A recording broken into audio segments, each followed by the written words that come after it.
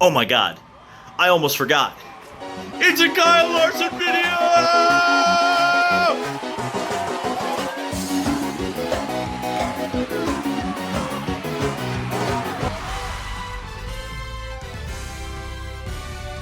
So one of the biggest talking points coming out of the Brickyard weekend was this bizarre and dramatic crash suffered by Kyle Larson and Ty Dillon in turn one of the road course.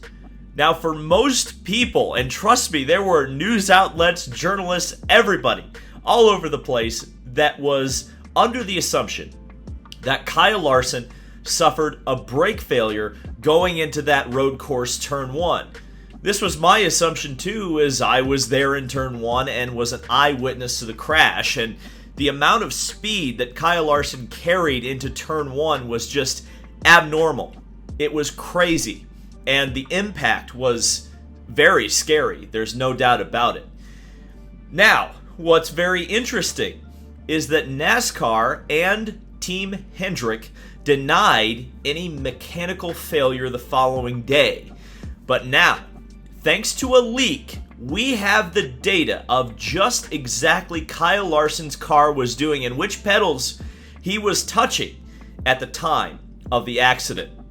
But first, if you are new here or returning as a recent viewer, be sure to hit that subscribe button. This has been one of the most dramatic months that I can remember covering racing on this channel, and you don't want to miss a moment from Alex Palou to Kyle Busch to this weekend's Music City Grand Prix, in which I will be in attendance and covering, and there's all sorts of drama in IndyCar land. Speaking of, we really quick gotta cover the newest and biggest silly season move over in open wheel land, because it has massive implications potentially for Arrow McLaren SP and Chip Ganassi Racing, both of whom were trying to sign this driver, or at least interested. And that is that Rinus VeeKay has announced that he will be staying with Ed Carpenter Racing on a multi-year deal. And by the way, just in case you're curious, the team also announced this.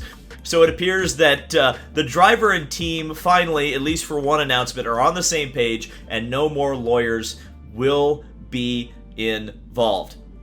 Now, like I said, VeeKay had been courted by both Arrow McLaren SP and Chip Ganassi Racing.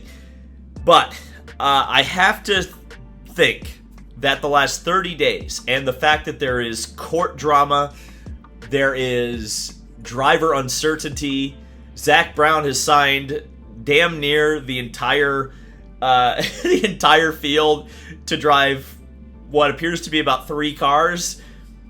That would have been a bad decision. And even going to Chip Ganassi Racing, I think there's uncertainty there, not only because of the lawsuit with Alex Palou, but frankly, when you look at, say, VeeKay going to that 10 car, that 10 car has not exactly been stable since Dario Franchitti unfortunately got injured at Houston in 2013. 2 or 3 years is the maximum for the 10 car.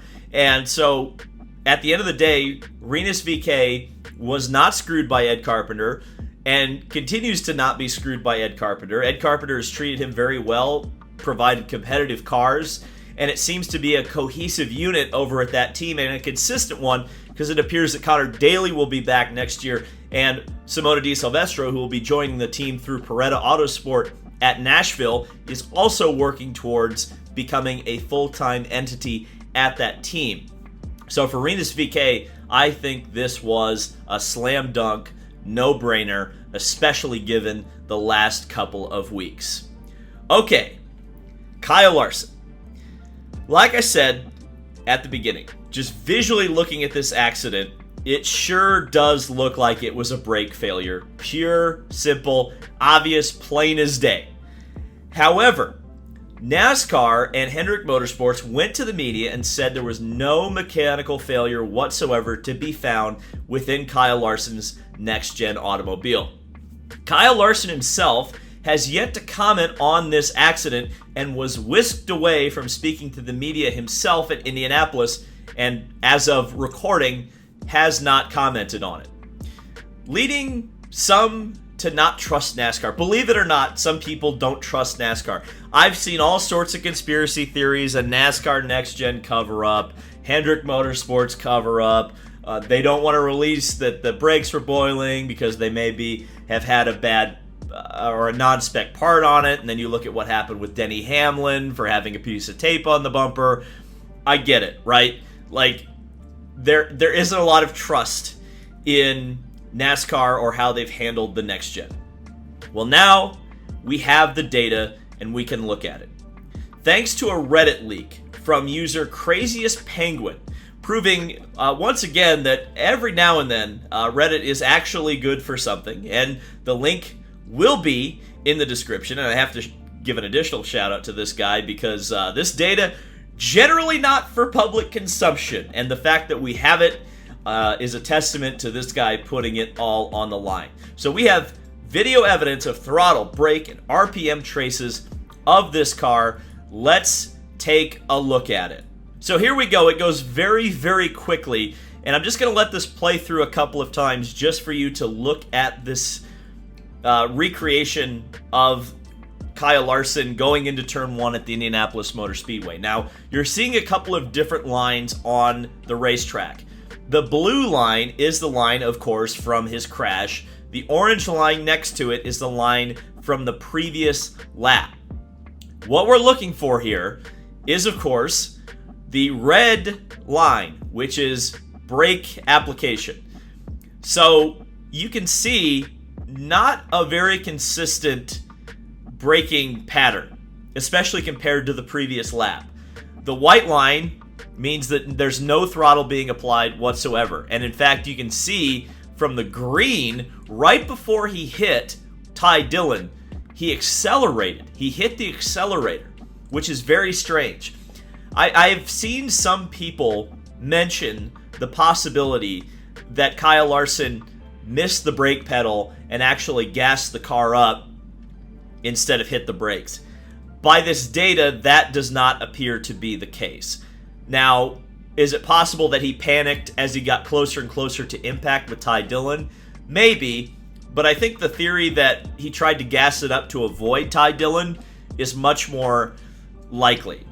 The other interesting thing that I see is looking at the previous lap, looking how consistent the braking pressure was all the way into corner entry.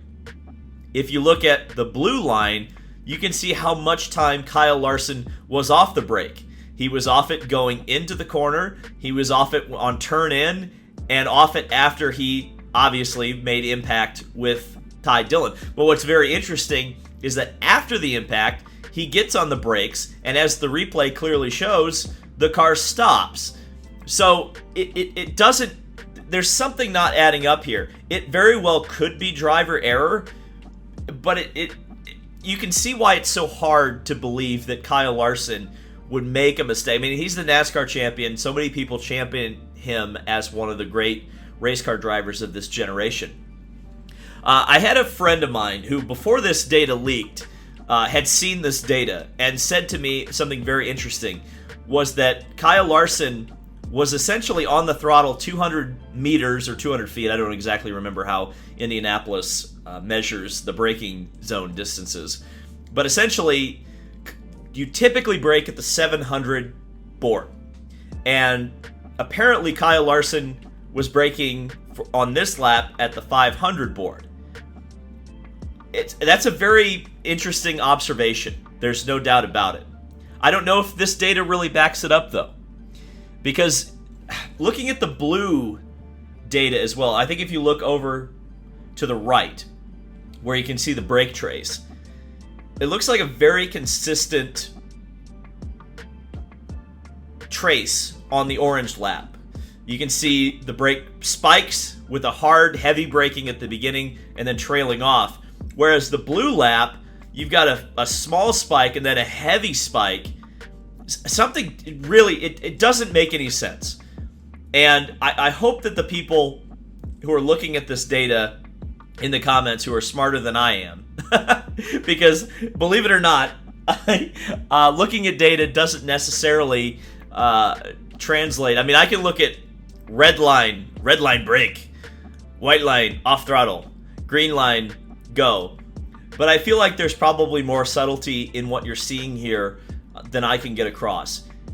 What I can tell you, as a layman looking at this data, it doesn't make any sense. It doesn't make sense to me that Kyle Larson would make this enormous of a mistake. It does look, like I said again, that he tried to save a collision with Ty Dillon. And that suggests to me that he knew there was some sort of a problem with that car and was attempting to avoid a collision. And that's probably also why he didn't just go straight off, because that would have resulted in an impact with Ricky Stenhouse Jr. So, really bad situation, a scary situation for Kyle Larson. I almost honestly wonder what might have happened had those cars not been there. How far would that car have gone? Where would it have hit? I guess, thankfully, we won't have to find out. A very scary incident, but this data, it's very interesting that it came out, and I guess we're very happy and lucky that we get to take a look at this, because this is definitely a peek behind the curtain that you rarely get in NASCAR. Thank you guys so much for watching. Let me know, of course, what you think down in the comment section below, and I will see you in the next video.